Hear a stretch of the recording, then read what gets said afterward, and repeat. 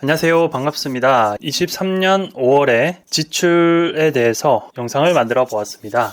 습관이 되어버린 지출을 고치기는 힘들지만 뼈를 깎는 노력으로 줄여보도록 하겠습니다. 지난 영상에 이어서 다시 한번 말씀드리지만 개인적인 지출을 영상화한 이유를 다시 한번 말씀드리면 가소비를 줄여 돈을 절약하고 미래를 위해 투자하기 위함입니다. 참고로 지출의 총 비용은 와이프와 합산한 지출이고요. 영상에서는 수입은 따로 공개하지 않았으며 지출만을 공개했습니다. 저는 이렇게 생각합니다. 지출 금액에는 제가 가진 욕망과 희망과 기대와 같은 복합적인 감정들이 숫자에 찍혀 있다고 생각합니다. 다시 말해서 지출 통제가 잘 된다는 말은 불필요한 욕망을 잘 통제하고 있는 것이라고 판단할 수 있을 것입니다. 예를 들어 욕망과 감정을 잘 통제한다면 불필요하게 술을 마시거나 폭식을 하거나 보복 소비를 하거나 하는 등의 소비는 하지 않을 것이기 때문입니다. 이러한 이유로 부자가 된 분들은 자신의 욕망과 감정을 잘 다스려 자신의 불필요한 지출을 최대한 줄이고 저축하고 누적된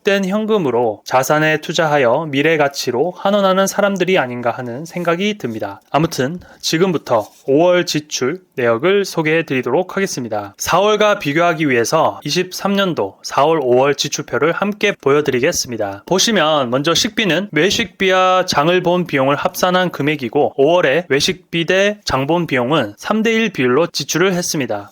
이번 달은 4월 달에 비해서 12만 원이 빠졌고 해당 금액은 거진 장본 비용에서만 빠진 금액입니다. 장보는 비용이 빠진 이유는 회사에서 식사를 대부분 했기 때문이고요. 사실 저는 유일한 낙이라곤 먹는 것 뿐이라 외식비를 줄이기가 생각보다 힘든 것 같습니다. 6월에는 대폭 줄여볼 생각입니다. 카페와 간식 계정은 전달과 비슷하게 20만원 정도 썼었고요. 커피값과 간식비를 20만원에서 10만원대로 줄여볼 생각입니다. 이를 위해서 매일 4에서 5천원 하는 커피를 마시는 대신에 500ml 더치커피 15,000원짜리를 구입해서 3주 동안 2통을 마시는 것을 5월부터 실행하고 있습니다. 그렇게 해서 총 한 달에 더치커피 3통을 사면 커피값을 5만원대로 해결할 수 있습니다. 간식이나 주전부리는 사지 않으려고 하고 아침에는 삶은 계란 1개와 당근으로 해결하고 있습니다. 5월 동안 꾸준히 먹으니 속이 편하고 좋더라고요. 다음으로 공산품은 다이소나 쿠팡에서 자잘자잘하게 샀던 물건들을 의미하고요. 공산품 비용이 많이 늘었는데 그 이유는 와이프가 선물을 사야 하는 어떤 이벤트가 있어서 금액이 일시적으로 늘어났습니다. 이 계정 비용의 5만원 정도는 강아지 물품들, 즉 패드나 사료 등에 사용되므로 이 비용을 제외하고 다음 달부터는 금액이 다시 4월의 가격으로 회복될 예정입니다. 다음으로 월세 및 관리비는 전달과 유사하고요. 그리고 대중교통은 5만원, 통신비는 1.2만원이 4월에 비해서 올랐는데 대중교통의 경우에는 기차와 고속버스를 탈 일이 있어서 비용이 증가하였고 통신비는 하루빨리 알뜰폰으로 교체하여 비용을 줄일 예정입니다. 다음으로 보험료의 경우 14만원의 실비보험 외에 자동차 보험에 가입하면서 77만원이 증가했습니다. 그리고 다음으로 회사에서 통근버스를 제공하기는 하나 통근버스를 타려면 길에서 소비되는 시간이 1시간 반에서 4시간으로 늘어나 버리기 때문에 4월과 마찬가지로 이사할 때까지는 자동차는 당분간 타고 다니자고 생각했습니다. 그리고 다음으로 서비스 계정은 세탁, 이발, 프린트 등 생활 속에서 어떤 자영업자 분이나 기타 공공기관에서 제공하는 편의 서비스를 이용하는 비용을 의미하며 이발 비용을 생각하면 2에서 3만원 정도가 서비스 계정의 최적의 비용이라고 할 수 있습니다. 5월도 4월과 마찬가지로 최적화된 비용이라고 볼 수 있습니다. 다음으로 취미놀이의 경우 제가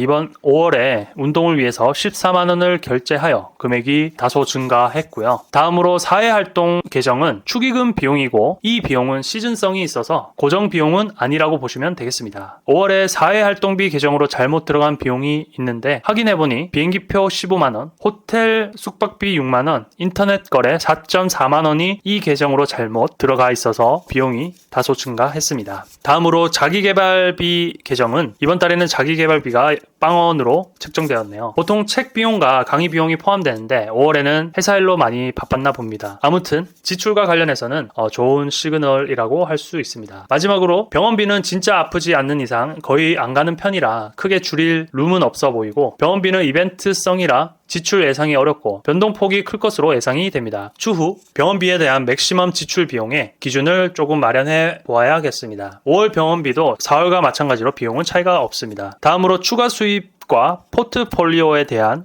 주제로 말씀을 드리면, 지금 현재 제가 가진 주식은 예전에 전량 매도를 한 상황이라서 따로 주식은 없고요. 부동산도 없기 때문에 추가 수입은 제로인 상태입니다. 그렇기 때문에 포트폴리오 상으로는 전액 현금만 가지고 있는 상황입니다. 추후 추가 수입원이 있다면 소개해 드리도록 하겠습니다. 이상 5월의 지출 내역을 소개해 드렸습니다. 5월에 이벤트성으로 결제되는 자동차 보험료를 제외하곤 4월과 비교하면 12만원이 증가한 것으로 보입니다. 12만원은 와이프의 공산품 결제에 해당하는 금액이라고 보면 4월과 5월은 비용이 그렇게 차이가 없다고 볼 수 있습니다. 5월을 결산하면서 느낀 점은 아직 지출 관리의 끝은 멀었다는 점입니다. 6월에는 꼭 200만원 아래로 지출을 줄여볼 생각입니다. 조금씩 줄여나가면서 지출을 최적화하여 자산을 늘릴 수 있기를 기대합니다. 제 지출 관리가 최적화되어 제가 가진 불필요한 욕망과 감정을 다스리는 날까지 매월 정산하여 영상으로 소개해드릴 예정입니다. 여러분도 저와 같이 가계부를 작성하고 정리해보는 습관을 가져보시는 건 어떠신가요? 처음에는 힘들지만 시간이 갈수록 시스템화되어 난이도가 대폭 줄어드는 효과가 있습니다. 6월에는 더 개선된 모습으로 찾아뵙겠습니다. 끝까지 시청해주셔서 감사합니다.